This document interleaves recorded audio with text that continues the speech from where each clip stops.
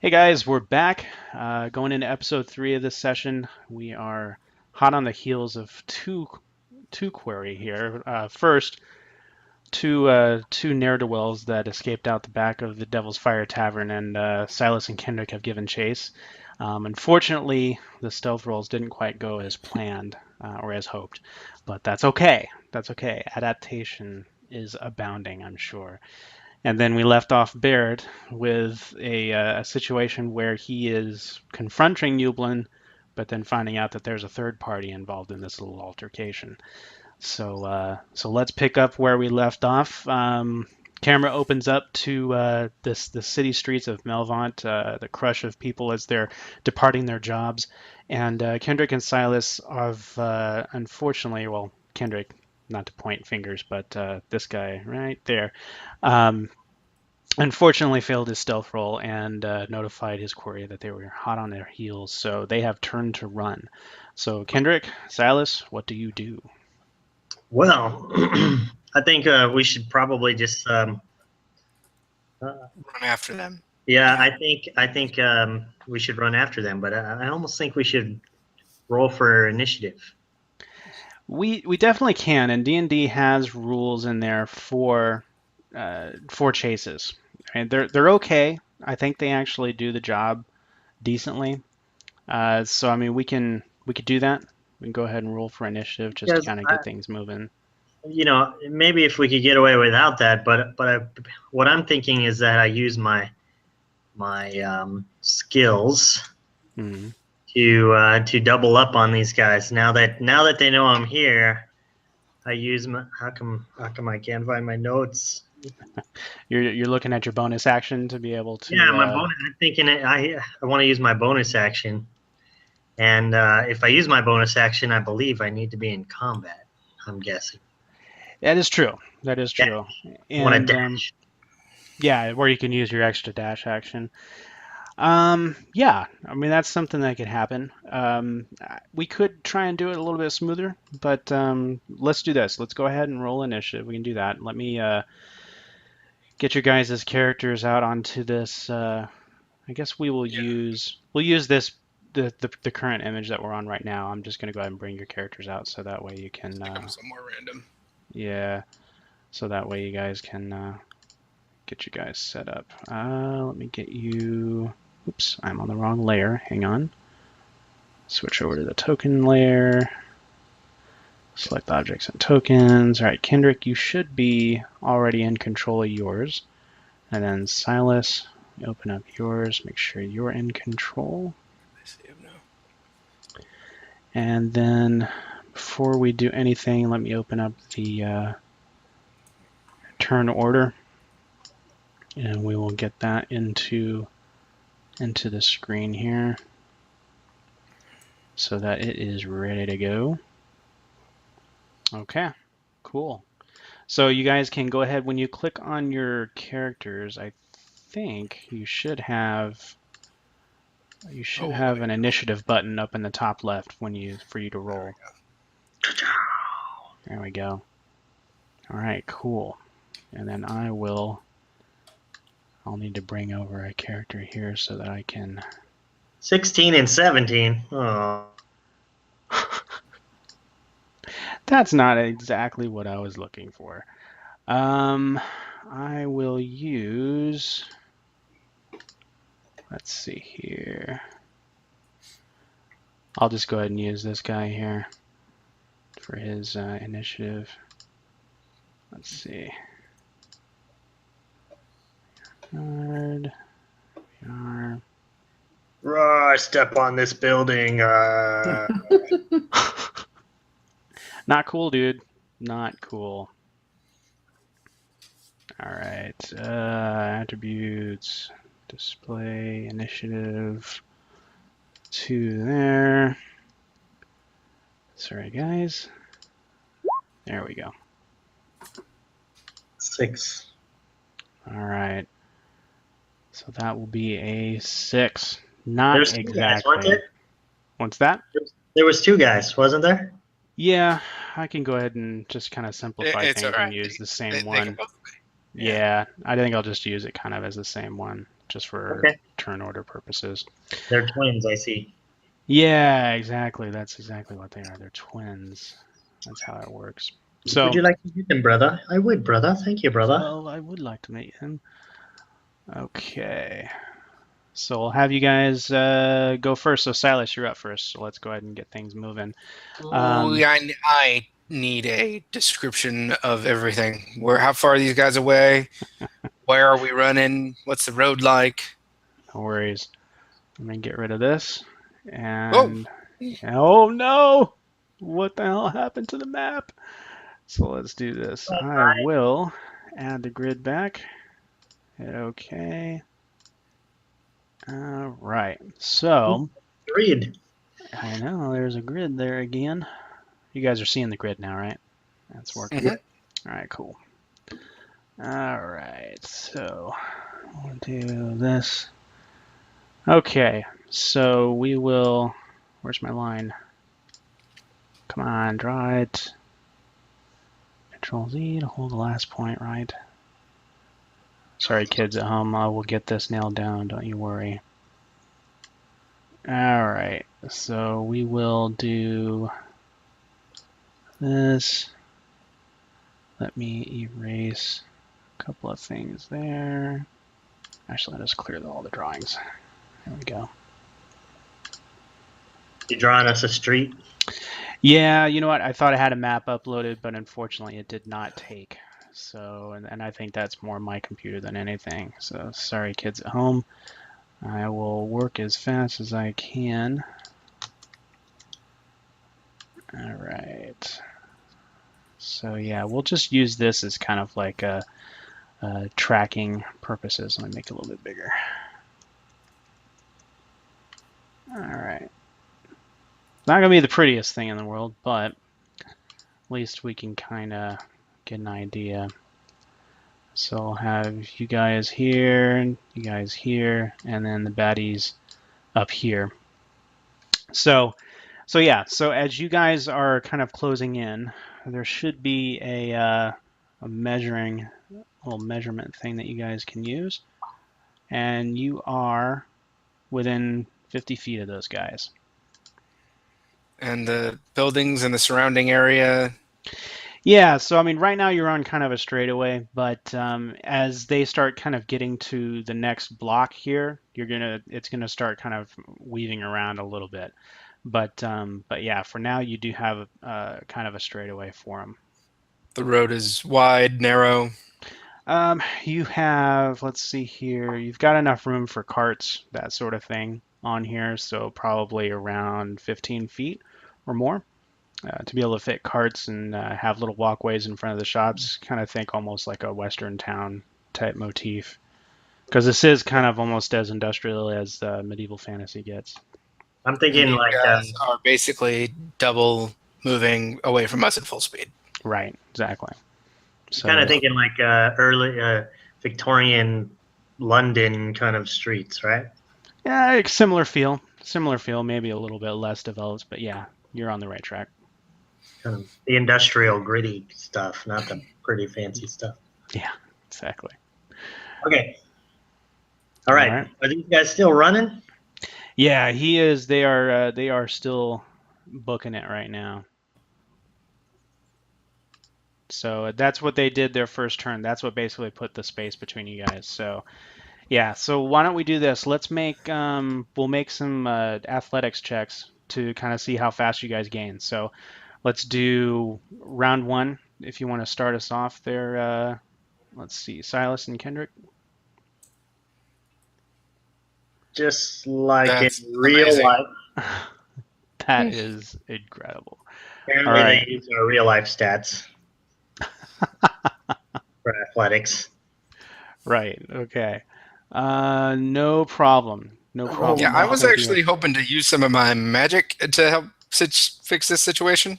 And I have a bow if you want to do string. that instead, that's fine. So where you can leverage some magic to make that happen. Okay, so I have a minor illusion cantrip. I've got about a 5x5 area. Mm-hmm. So what I'd like to look for is somewhere on the side of the road, maybe a stand or a pile of crates, a building that is in severe disrepair, something like that. Okay. Yeah. I mean, go ahead and I don't think you'd really need that. It's probably up ahead, like over in the corner, up in here as you're kind of angling Perfect. this way. Yeah. So I'm going to attempt to kind of, with something that's a good 20 feet ahead of them, so that they don't just like run through it headlong, so they actually respond. hmm I want to topple a pile of crates using a minor illusion, something like a pile of crates, or a cart that goes tips sideways, or something, just to Sure. get them to think, whoa, there's something blocking our way. Hopefully it'll at least slow down their run, because I'm not catching up with them. That ain't Brick happening. wall. Okay. Brick wall. Just put a brick Yeah, wall. well, I No, I could do like a it. brick wall, but it would be a 5-foot brick wall in a 15-foot road. I thought of that, but that wouldn't You know what? work. I actually, you know what? There is like I like the idea. So when you look up ahead, you see a couple of guys that are loading up some crates off of a cart, and they basically one guy has gone inside, and the other guy has been resorted to having to stack them up at a higher level than he's used to because he's loading it from the cart down to the ground. So yeah, you have actually a situation just like that. I like your plan. Perfect. Let's run for it. So It's gonna fall down, and we'll make them something difficult to run through. okay. So what am I You doing know, here? You are casting what? Prestidigitation? minor illusion. Minor illusion. Okay, what's my DC on that? I don't know. Hold on. It's if they want to take a turn to look at it, it's an intellect check. Okay. I don't know if they're going to necessarily take a turn to look at it. Is it like a will save to disbelieve? That's old school. Maybe that's not even in No, what's over it there. just said they can do an intellect check to. All right. Well, let's But it takes a turn. see what happens here. Here. No, they do not. So, Pull up the rules. you know what? If it's just an intellect roll, I'm gonna go with that. That's just a good plan. So yeah, you cast your spell, and the crates start kind of. It's technically an investigation check against my spell save. It would not have made it anyway. They rolled a 4, so Yeah, it's just not going to happen. So yeah, the crates go tumbling over, or at least to them, they see that, and the first guy that's up ahead basically stumbles into the one next to him, trying to avoid it, knocks himself over, and they basically go tumbling onto the ground. So that's basically your action. So Kindrik, what do you want to do? I'll do a move as well. Okay. So you'll move your full speed. You're going up to, was it 25 feet? I gotta look it up. Hold on. 25. 25. So yeah, you can go ahead and do that. 5. There you go. Perfect. And then Kindrik, you want to move as well, then you can use your dash action. Yes. Okay. So that's going to get you pretty much right on top of him. So let's see here. 1, 2, 3, 4, 5. 1, 2, 3, 4, 5. Yeah, that puts me right on him. Wow. all right, cool. It didn't. You literally are right on top of him. What is my speed? I'm assuming it's 25. Yours is 25 as well as a dwarf. That's correct. So yeah, so I'll put him right there, and then you can get up on top of him there. So perfect. Okay, so we pan wipe over to Baerd, and Kindrik's like, he was standing over those guys, and as he's kind of looking down and they're looking up like, what the hell? We slide wipe over to Baerd, and he's standing over Ubylyn right now, or standing eye to eye with him. No, he's over him because he's taller than him, but there's an arrow coming out of the canvas flap. Whoops, you're muted, man. I can't hear you. Sorry about that. There you go. I wanted to make sure that my typing wasn't going to get in the way of the epic spell battle. Got it. Never mind. Yeah.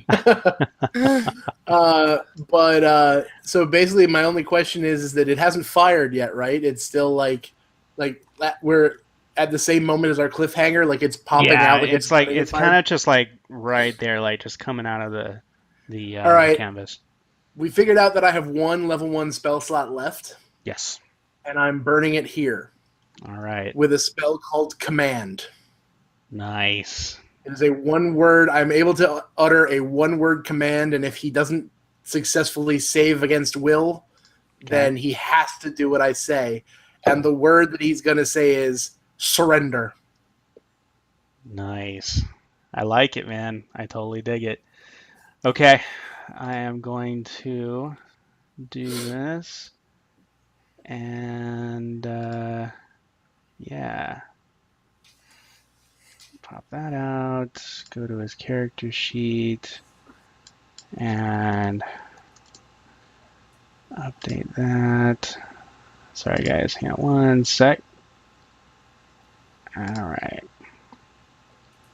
Come on, computer. Keep up. Keep up. All right. Will save. Or wisdom save, right? Is that right? It's a wisdom save? Let me double check. It is a wisdom save, yes. Got it. Here we go. Oh, please don't be the 19. Oh, man. He totally Yes. fails. So My DC is 13, so he must surrender. So the arrow goes clattering down, and the curtain kind of parts open, and you see the bow come down, and hands come out like this, and out from inside the tent emerges Undil, the half elf. That tricksy jerk. Well done, dude. So he comes out, and he's like kind of like dazed, and he's looking back and forth, and like looking at you, and he's basically just kind of crouches down on his knees right there. So he's kind of like right at eye level with the counter, behind the counter here within the merchant's tent. And he's just like got his hands up right now. And So he's not saying anything. He's literally just kneeling there in front of yeah, me. he's just kneeling there right now. Like he's basically committing what he is acceptable surrender. So that means kneeling down and being silent. So Baerd's gonna basically, obviously I'm gonna let Ubylyn kind of catch his breath and get himself settled again, and I'm gonna turn all attention to him and being like, "Who sent you?"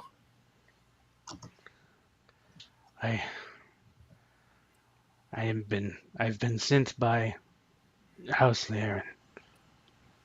We were heading out to Black Horse for inspections.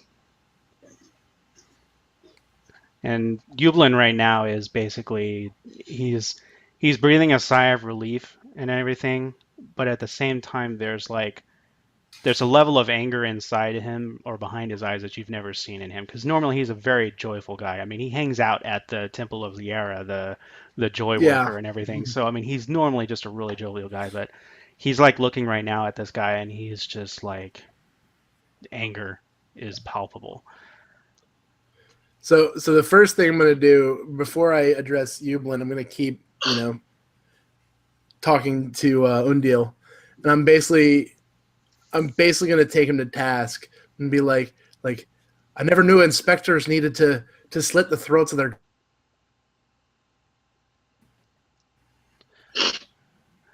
They were fools. They got in the way of what was supposed to be done. We should have just moved on and left you there. Oh. Especially because I just gave Kindrik a speech. I'm literally, I can't, he's surrendering. So there's no way Baerd would get the hammer out and do some serious damage. He wouldn't do that. But he will, however, with his mailed hand, give him a quick one across the face. And he goes, so 2 men basically had to die because you got impatient.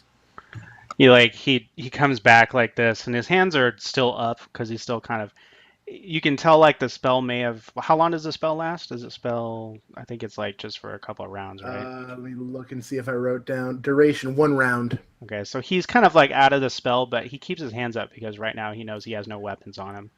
So he's just like, you hit him and he like spits blood to the side, and he looks back. He says, "You got the number wrong, dwarf. There were 3 of them, and yes, they had to die because they weren't doing their job." I'm gonna take that punch that was meant was All was the meant rage. and it's just I'm literally gonna turn my back to the half elf and then just literally turn like something out of a TV show. Just turn around and deck him. All right. So go ahead and roll. Do you have like an unarmed check on your character sheet? I just want to see what the I'm damage would be. sure I do somewhere. I might not have. Let's see, core stats. Let's see if core stats has it.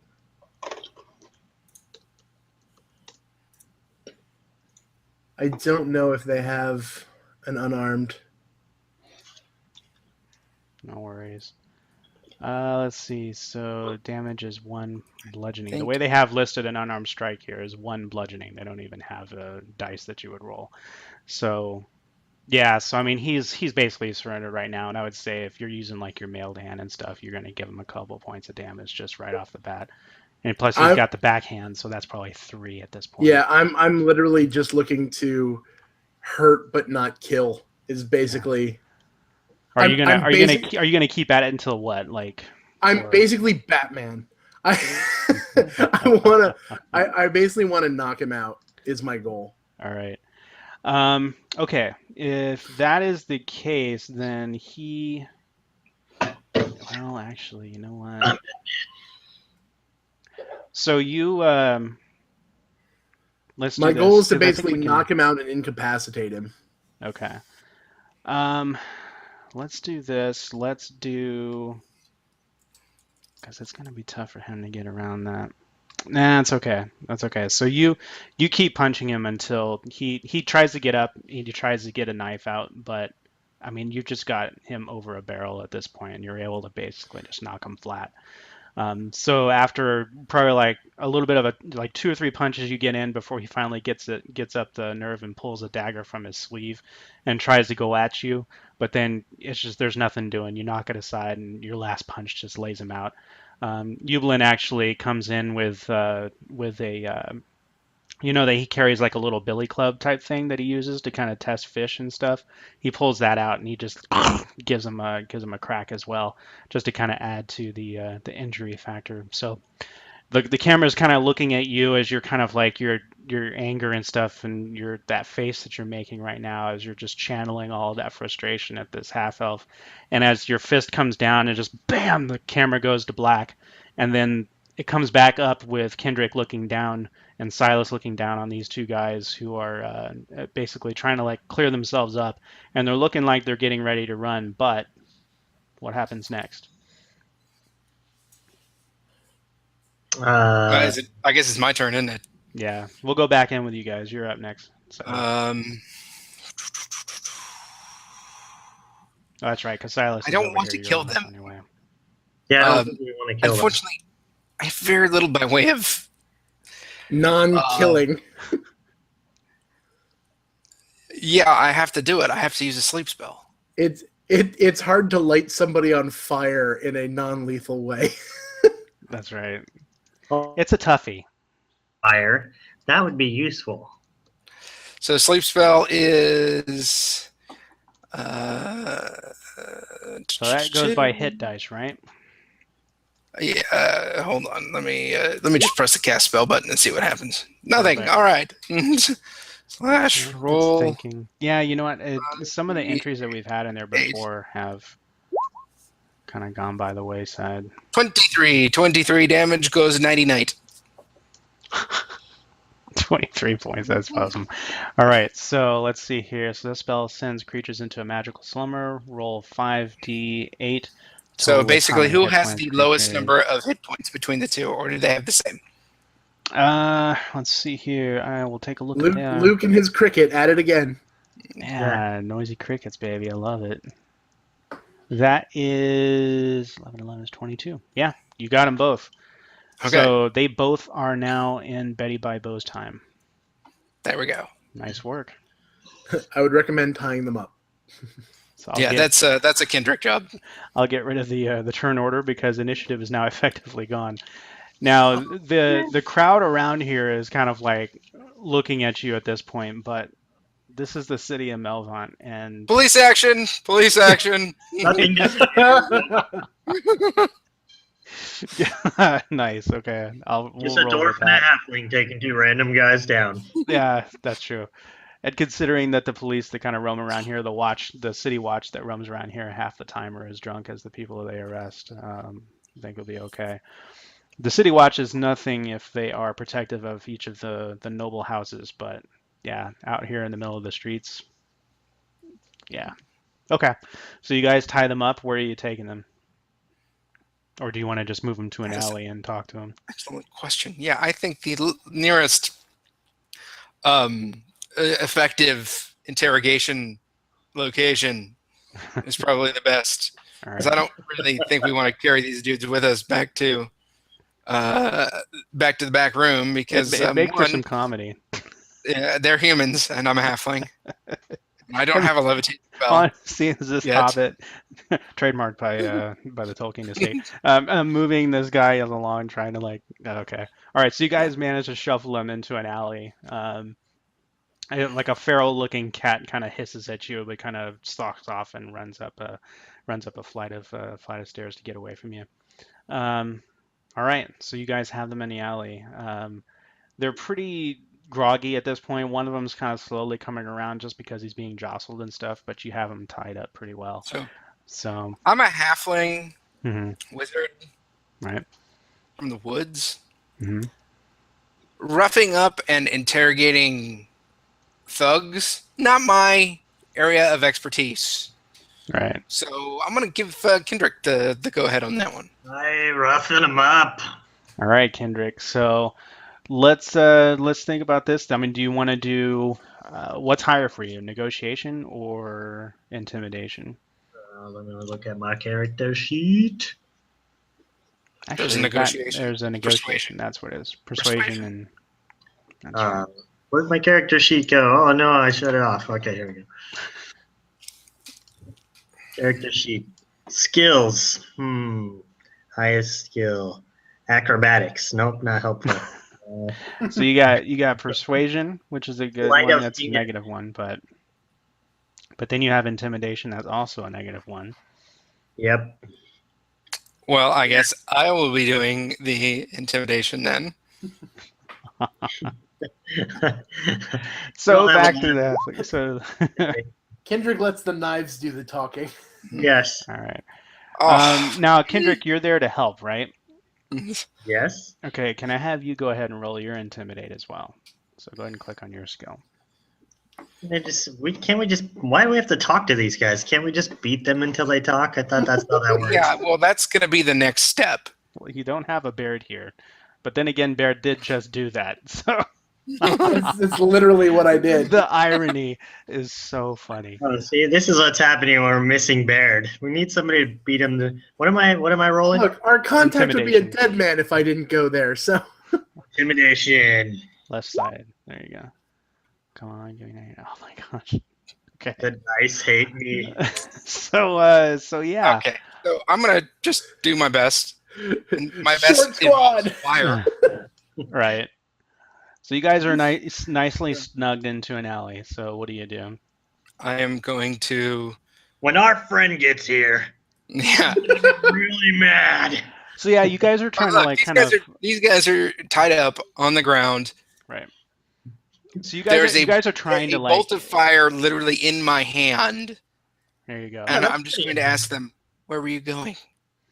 Okay. I think that good. earns a reroll of the dice. Come on, dice. Well, no, You're the but what I will fireball say, in his what I hand. will say is that you guys are kind of opening up with, getting them to talk and stuff, and between the idea of being waylaid by a halfling and a dwarf,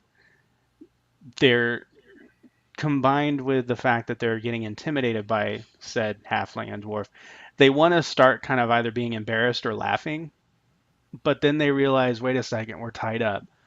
And then they see the halfling come up with a bolt of fire in his hand, kind of glowing and stuff, and it's setting a kind of an eerie light to the alley because, like I said, the sun's almost down, it's dark here, and that's the only light in this alley right now. So, yeah, they start kind of saying, okay, easy up, fellas, easy up. What can we do for you? You want to know why we were running? Yep. Easy enough. Bam! I smack him with the hilt of my sword. Hey, come on. Leave it out. Leave it. It's okay. I'm going to tell you. I realize as a DM I've spent my time here with my hands up quite a bit, between Undil and these guys. All right, so like, all right, sorry, and their hands are tied up, so I can't even do that. Look, man, our boss said that anytime we see two dwarves and a halfling come in, we're supposed to tell him when they show up. Yeah, it's not like, come on, stop, edit. That is all right. Granted, that is pretty funny. Can you please lower the torch? Come on, lower the torch, man. It's not a torch. Oh god. Oh god. Oh god. And the other one's like, come on, Bucky, man. Come on, buck up. You're fine. He's like, oh man. Who's your boss? I hate fire. And he's like, Rudolus the Calm. He's the one. He had us out looking for you whenever you came back. You look, man. You embarrassed him. He wants some payback. Really? That's why you ran? I see it. And who is Rudelus's boss? He's getting, and then the other guy's like, shut up, and he looks back like, he's gone, so me, man. I hit the other guy with the firebolt. Oh jeez! Oh my gosh! I'm so happy that Baerd's not there. Okay. Go ahead. This is what happens. This is what happens when the moral authority is no longer present. That's right. Listen up, kids. Oh, tell me I critted. Sick. Yeah. What was it? Oh, no. Okay. Unless I had advantage, which I guess I might have when I was standing over. He is tied up and intimidated. Yeah, I mean, that would give you advantage. All right, so that guy's screaming and that guy's dead. That guy's not in a good way. I really wasn't planning on killing him. If the kid's playing in the home game, remember the number of hit points available for putting people to sleep. They made it. 22, yeah. And I just did 17 damage. Yeah, so, all right, so Kindrik, you're like kneeling over this first guy, or not kneeling, but kind of looming over him, and the guy next to him, like over to his right, is, trying to tell him to shut up, and then all of a sudden, Silas unleashes his firebolt, and it hits the guy, and there's about a few seconds. In case anybody is wondering about what why I did this. So one of my bonds is a proud noble once gave me a horrible beating, and I will take my revenge on any bully I encounter. So there's that one. Also, if I become strong, I can take what I want, what I deserve. And secretly, I believe that things would be better if I retire at lording over the land. So I am just playing the character. Just I'm saying. No, I'm not gonna lie. In my head, this is how that went down. You had the fireball, and without even breaking eye contact with the other guy. Yeah, that's pretty much how I see it. Send it over to the side. Just send it over to the side. Kablam. So and yeah. Afterwards, I say to myself, 9. There's just like a black charcoal outline of the guy against the wall. Yeah, pretty much. So you would unleash the firebolt, and you basically Kindrik's talking to this guy, and the one next to him is trying to like nudge him to shut up, and the very next second he just bursts into flames. There's a very brief moment that he utters a cry of pain, but that's quickly strangled out as the flames just consume him. And yeah, he just becomes a disgusting smell of cooking flesh, and So at this he's dead. point, well, I guess there's a little bit of light now since my fire went out. It's basically dark except for the glowing embers of his buddy. Pretty much, yeah. And So that I'm fire's gonna going to get- burn a little bit because of the oils in his body and stuff, so it'll burn for a little while. But So I get down next to the not burning one. And I he's literally frantically whisper, trying to squirm away from you. He's trying to like push his feet to get away from you right now. What? I was talking to I- him. and I very gently just kind of put my hand like on his face. Can you guys see me right now? No. Like this. And I whisper in his ear, please be quiet. And then tell me everything. And he like, I mean, Kindrik, since you can see in dark vision, you can tell he's like emptying his bowels right now. I don't think you need dark vision to know that. Yeah, Yeah. he's And I am going to not even, like, as if I don't care at all that he's Yeah. crying, that he's broken, that he's crapping himself, and just kind of say, please calm down and tell me everything. Rudolus, he got in line to work for House Laren, and it was small jobs here and there. That's it, nothing big. And then that business with you guys, with your lot, and oh God, please don't burn me, please.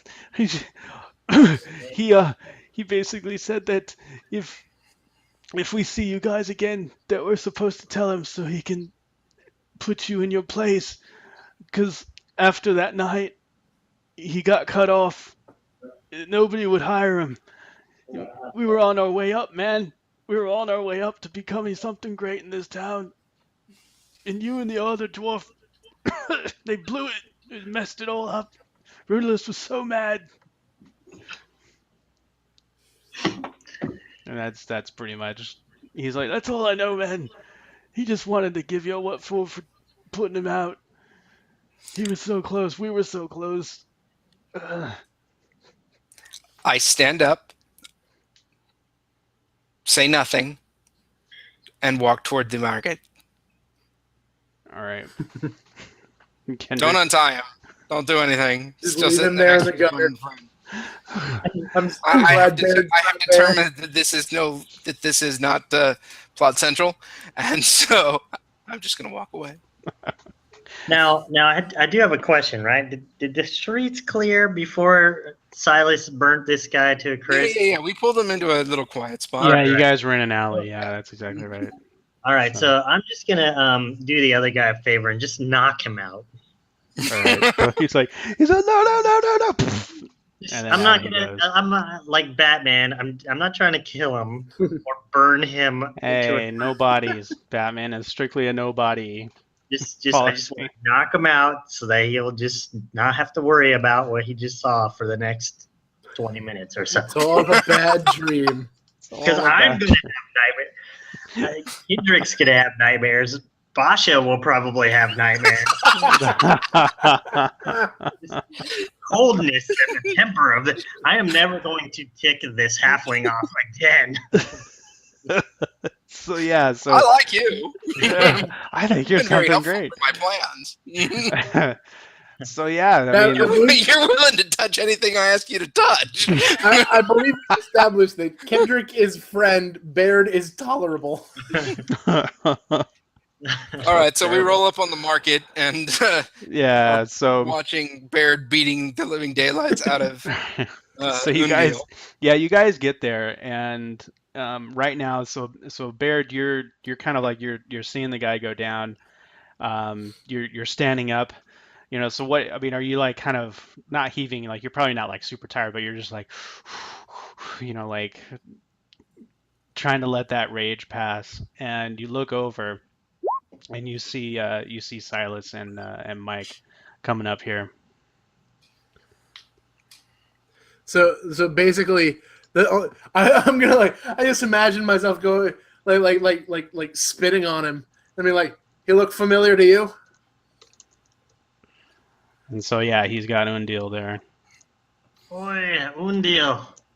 What happened here? That is an excellent question. And I'm basically gonna look We've at kicked you, the crap out of everybody, and I'm still not sure what's going on. and I'm basically gonna look to Ubylyn and be like, "You owe me a story." Yeah.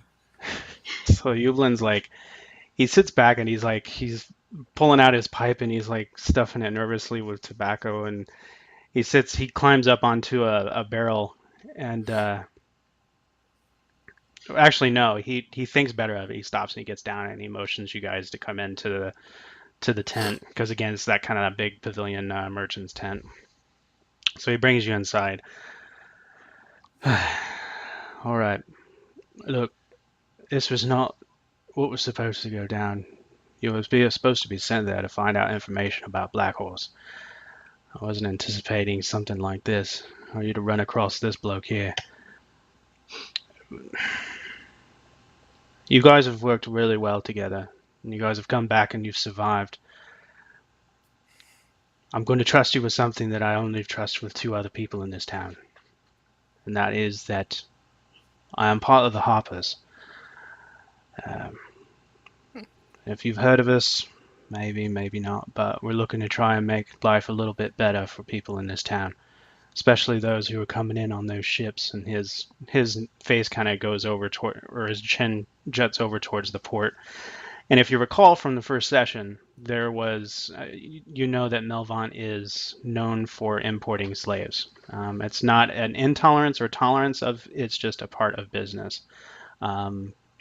And so Ubylyn kind of sits back and he lights his pipe and offers the tobacco around to anybody who wants it. He says, there was a ship about 3 nights ago that went missing, crashed on the rocks supposedly a little bit further west of here. That's what the story was.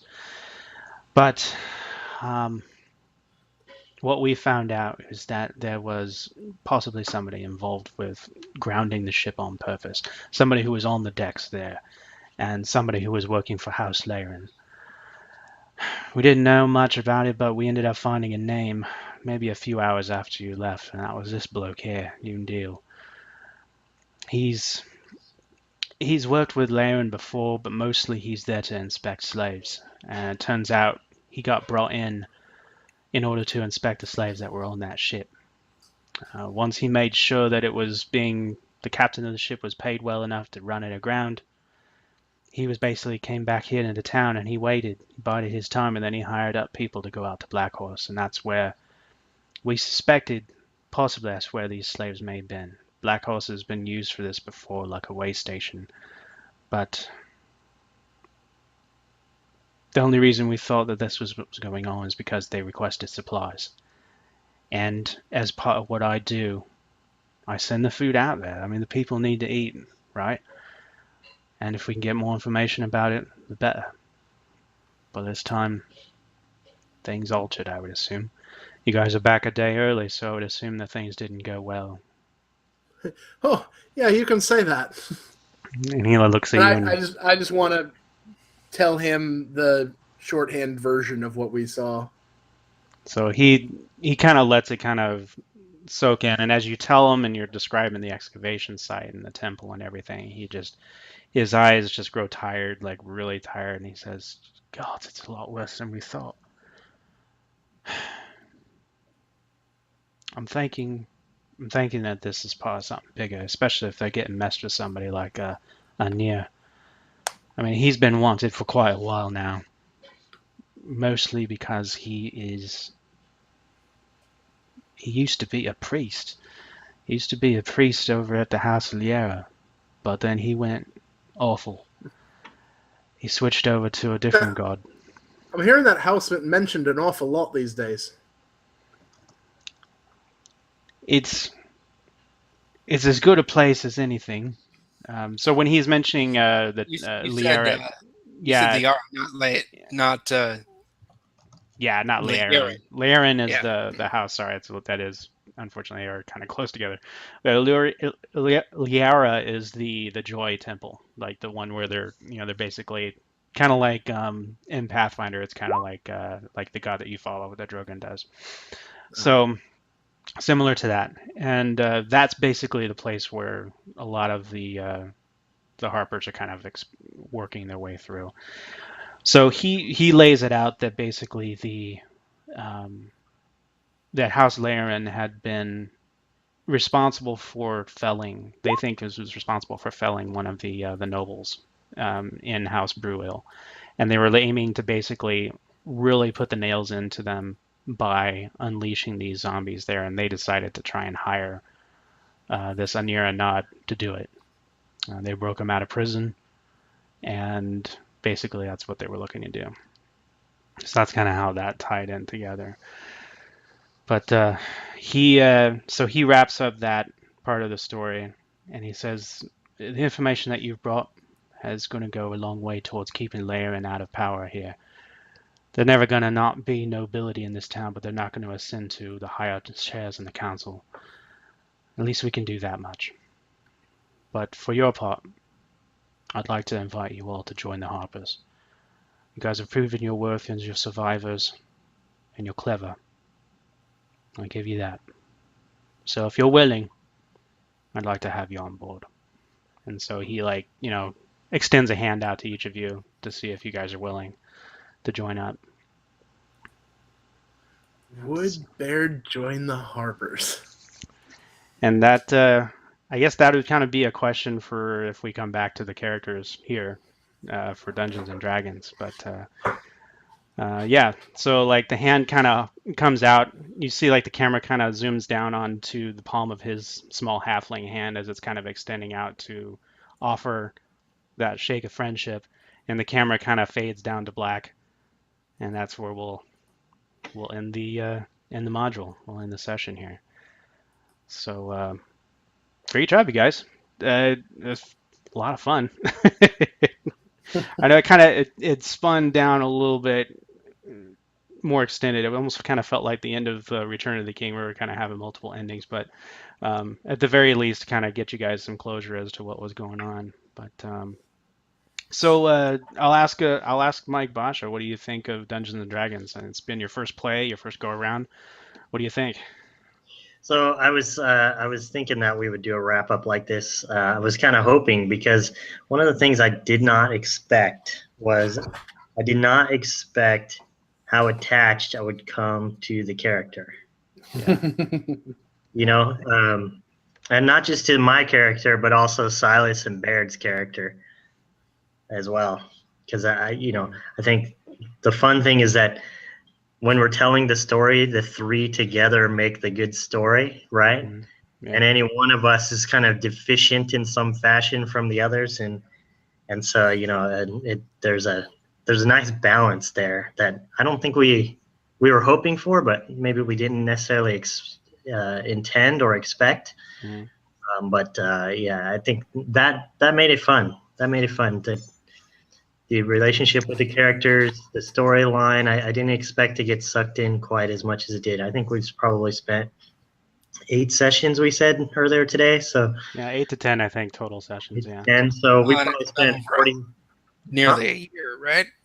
Yeah, we've been doing it for about a year. I realized that as I was organizing the YouTube videos, and kids out there, I'll resort the playlist. But yeah, just sit down sessions, I think we've been around 8 to 10. So like roughly one a month. But yeah, nearly a year we've been at this. So. Well, and going back to the very beginning, one of the reasons we did this was, well, we had a couple of reasons, but one of them was to do an introduction to 5th edition. Right. And I have to say, I really, really like it. Yeah. The combat system is simple. Mm-hmm. It's clean. You don't have to worry about that. But it gave so much, just even those the bonds and the backgrounds, and that gave so much space to being able to play our characters. And the stupid trinket chart gave so much space to being able to play the characters. That's right. That it really turned it into a good story that could continue down the road, and Never doubt the dancing dead pixie. yeah, have really good campaign possibilities down the road. Yeah. These are good characters. They're solid. They each have their own desires and ways of doing things, and they play well together. And yeah, it's just really good. Cool. Very cool. All right, Mr. Perna, what do you think? I don't know what I would add to that. I love the fact that other than a couple tweaks here and there, and I mean, obviously you came up with the adventure, the basic rule set we used is available for free. Yeah. We literally played the archetypes that you can pull off of the basic rule set. Right. Like the only tweaks I know of is technically for the clerics in the free set that being Moradin and being a knowledge based cleric is that I had to get the player's handbook out for. But other than that, we were entirely in the free rules. Yeah. So if you're liking what we do and you're not sure if you want to get into D&D, I'm going to reiterate, this stuff was free. Yeah, and the cool thing is they have a DM guide and they have the player's handbook that's free, or not player's handbook, but like the basic handbook that's free. Yeah, definitely. I mean, obviously, as far as creating the story, you have a lot of experience doing that. But as far as the rule set, you don't even need to buy a book to do what we did just here. Yeah. So that right there is awesome to me.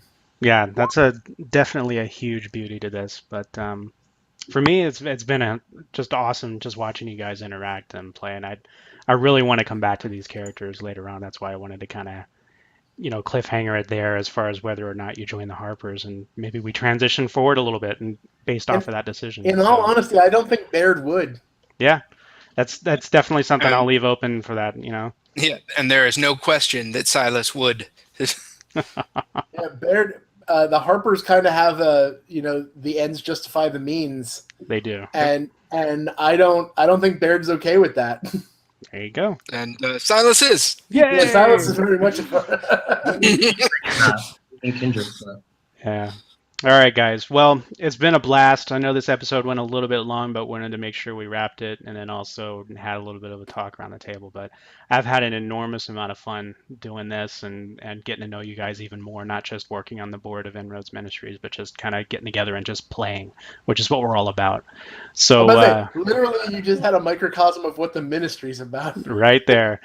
So our advice to you guys, you know what? There's not a lot of roadblocks getting in the way. Get out there, play games. You get around a table. You can get around a virtual table. You can get some free materials out there on the internet like Dungeons and Dragons Basic. And just have some fun. Come back and watch Victoriana. That's right. Come back, swing back our house a little bit on the YouTubes or on the internets, and we'll be playing Victoriana here in not too long. So thanks again, Mr. Basha, Mr. Perna, Mr. Navarro. Always a pleasure. And we'll be seeing you guys very soon. Have a wonderful time and play games.